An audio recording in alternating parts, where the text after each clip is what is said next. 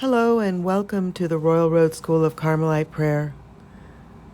A link to the Praying with Teresa of Avila website has been provided below to enable you to find the catalog of offerings on this channel, along with the notes of today's presentation, Spiritual Testimonies 24 through 28, Teresa of Avila. Testimony 24, True Humility. Put my counsels in writing. Avila, Incarnation, 1572. Fearing about whether or not I was in a state of grace, he told me, "Daughter, light is very different from darkness. I am faithful. Nobody will be lost unknowingly. He who finds security in spiritual favors will be deceived. True security is the testimony of a good conscience, but no one should think that through his own effort he can be in light or that he can do anything to prevent the night, because these states depend upon my grace. The best help for holding on to the light is to understand that you can do nothing and that it comes from me. For even though you may be in light, at the moment I withdraw, the night will come." This is true humility, to know what you can do and what I can do. Don't fail to write down the counsels I give you, so that you don't forget them. Since you want the counsels of men in writing, why do you think you're losing time by writing down those I give you? The time will come when you will need them all. Testimony 25. The nature of union. Date and place uncertain. In explaining the nature of union to me, he said, "Don't think, daughter, that union lies in being very close to me. For those two who offend me are close, although they may not want to be.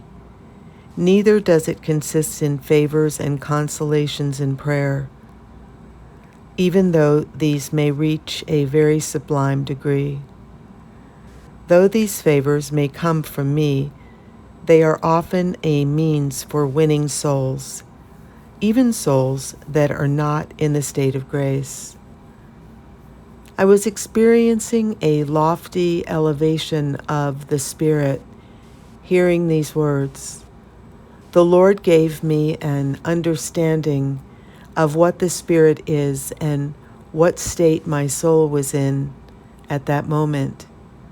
It seems that the spirit is the higher part of the will. Now getting back to union. It consists in the spirit being pure and raised above all earthly things, so that nothing in the soul wants to turn aside from God's will. But there is such conformity with God in spirit, will, and detachment from all, and involvement with Him, that there is no thought of love of self or of any creature. If this is union, then we can say of a soul with determination like this that it is always in the prayer of union. It's true that this prayer of union lasts only a short while, but with respect to walking in uprightness and making progress, union does last. But it cannot be said that the soul is in union as it is when in contemplation. The dust of our misery, faults, and impediments, in which we again immerse ourselves, is so great that it would be impossible to have the purity the Spirit has when joined to God. For the Spirit then leaves and rises above our wretched misery. If this experience is union, our will and spirit being made one with God's, it is impossible for anyone not in a state of grace to have it.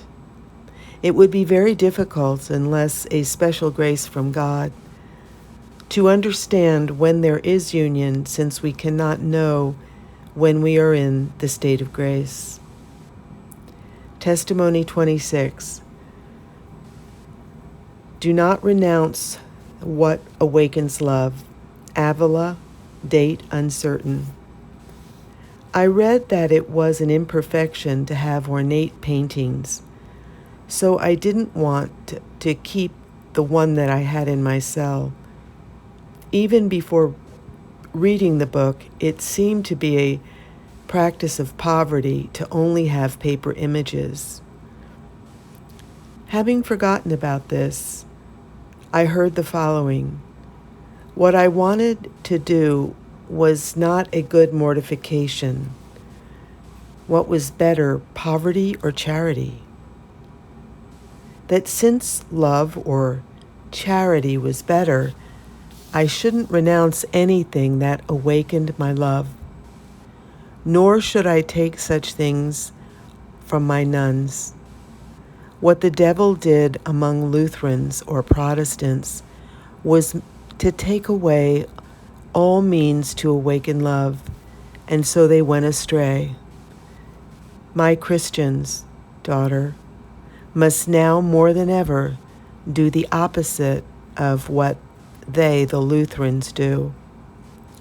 I understood that I had a great obligation to serve Our Lady and Saint Joseph. For often when I went completely off the path, God gave me salvation again through their prayers. Testimony 27. Spiritual improvement at the Incarnation. Avila, Incarnation, June 1572. On the 8th day of Pentecost, the Lord granted me a favor and gave me hope that this house would continue to improve. I mean that the souls in it would continue to improve. Spiritual Testimony 28. A favor on St. Mary Magdalene's feast. Avila, Incarnation, July 22nd, 1572. On the feast of St. Mary Magdalene, the Lord confirmed a favor he had granted me in Toledo, choosing me in the place of a certain person who was absent. Amen.